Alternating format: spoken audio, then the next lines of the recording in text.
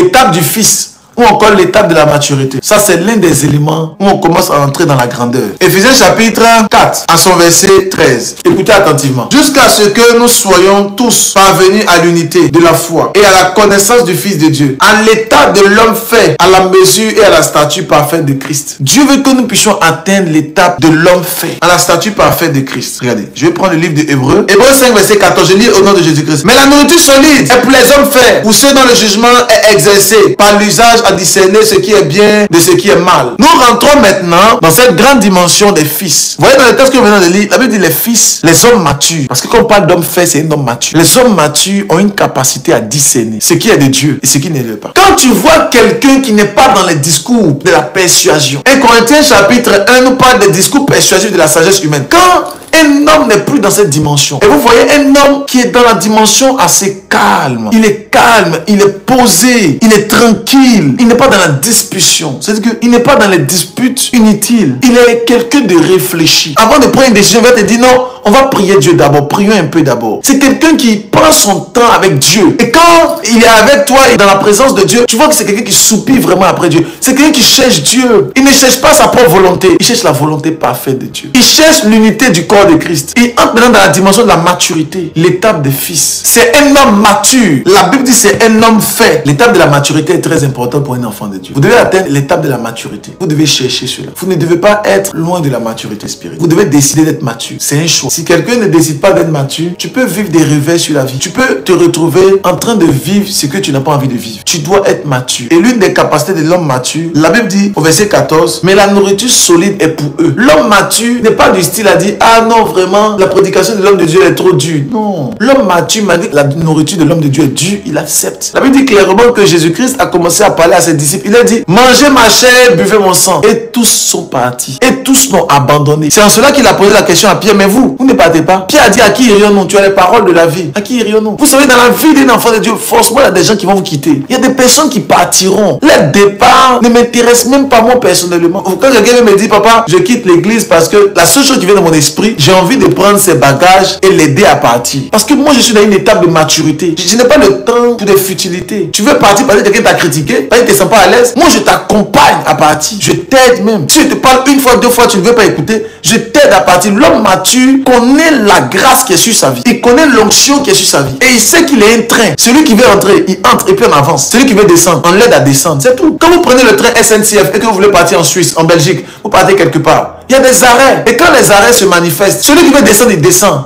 Aucun contrôleur ne va te dire, mais pourquoi tu descends? Allons-y d'abord à la destination finale. Non, c'est un arrêt. Si c'est toi ton arrêt de descendre, on t'accompagne à descendre. Voilà pourquoi lorsque quelqu'un est dans ta vie et qui veut descendre, s'il te plaît, après avoir fini de discuter avec lui, s'il veut descendre, aide-le à descendre. Faut le pousser même à descendre.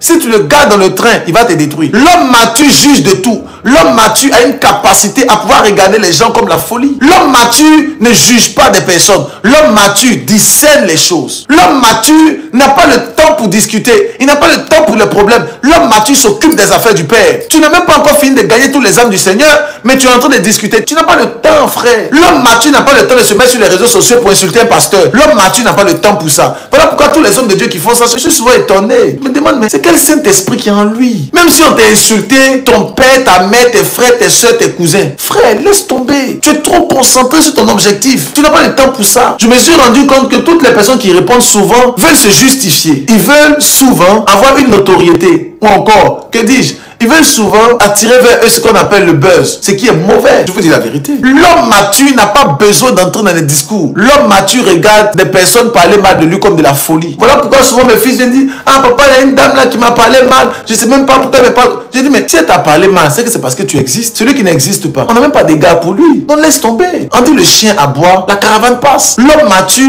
a une dimension comme une caravane. Il passe. Celui qui aboie, il aboie pour lui et ses frères. Vous devez savoir que l'homme mature prend la nourriture solide et il avale la nourriture solide. L'homme mature accepte la nourriture solide. Lorsqu'on lui dit paye ta dîme, il paye sa dîme. L'homme mature, il accepte la nourriture solide. L'homme charnel, l'homme encore à l'étape de l'enfance, Quand tu lui donnes ta dîme à Dieu, il dit que le pasteur veut le voler. Le pasteur, il n'y a pas un pasteur qui est pauvre sur la terre. Ça n'existe pas. Je vous dis toute la vérité. Ça n'existe pas un pasteur pauvre. Un pasteur ne dépend pas des hommes, il dépend de Dieu. Même dans sa plus grande faiblesse, Dieu le protège, Dieu le nourrit, Dieu le bénit. Il peut dormir comme ça et puis Dieu le bénit. Mais ceux qui sont souvent dans des problèmes les plus terribles, c'est ceux qui n'ont pas la dimension de pouvoir donner à Dieu. Parce qu'ils se disent en eux-mêmes qu'eux, ils ont tellement de problèmes qu'ils ne sont pas capables de donner les dîmes à l'Éternel. Ils ont tellement de situations compliquées qu'ils ne peuvent pas donner leur offrande à Dieu. Mais en fait, quand tu fais cela, tu t'appauvris. Celui qui ne donne pas s'appauvrit. Oui, je vous assure. Celui qui n'apprend pas à donner à Dieu est en train de s'appauvrir. Il s'appauvrit terriblement. Voilà pourquoi j'aimerais prier pour que tu puisses atteindre l'étape de l'homme mature au nom de Jésus-Christ. Que tu sois à l'étape